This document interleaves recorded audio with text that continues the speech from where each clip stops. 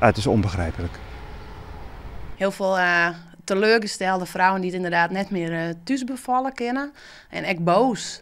Elske Leffering van Driesem is 6 weken bevallen van Lotte. Ik ben thuis bevallen. Ja, en bij mij ging het dus te snel om alsnog naar het ziekenhuis te gaan.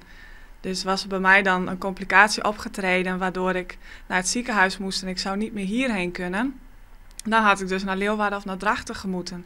Maar dan ben je dus wel heel lang onderweg. Dus ik weet niet, dat lijkt me niet ideaal. Uit verschillende onderzoeken is bekend dat als je verder van het ziekenhuis aanwent, je langer onderwijs binnen, dat de kans op complicaties gewoon toeneemt. En wij zijn er echt van overtuigd dat de stjetten onder de baby's toenemen zal. Op het stuit werd Sjoen dat er een beddencentrum komen kind dat de eerste lijn in de beddenzorg in Dokkum garanderen kan. Waarbij dus voor de deur een aantal ambulances geparkeerd staan, waardoor je, als het misgaat, naar de verschillende ziekenhuizen in Friesland vervoerd kon worden.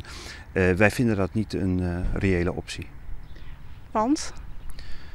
Je gaat weer reizen, je gaat weer verplaatsmomenten inbouwen. Dat zijn bekende risicofactoren in de geboortezorg. Dus een hegere poppenstjerte als nou het geval is, denkt Karsten.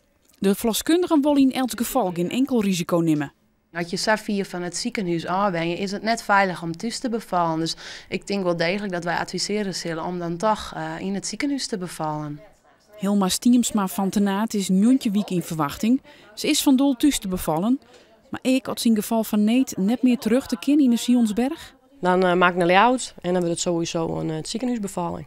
Dan is thuisbevalling geen optie meer? Nee, van mij net. Dan maak ik 3 keer rijden en als er al wat gebeurt, dan die risico neem ik net. Nee. Ja, wat vies er dan van als naar jou dan mast? Ja, verschrikkelijk.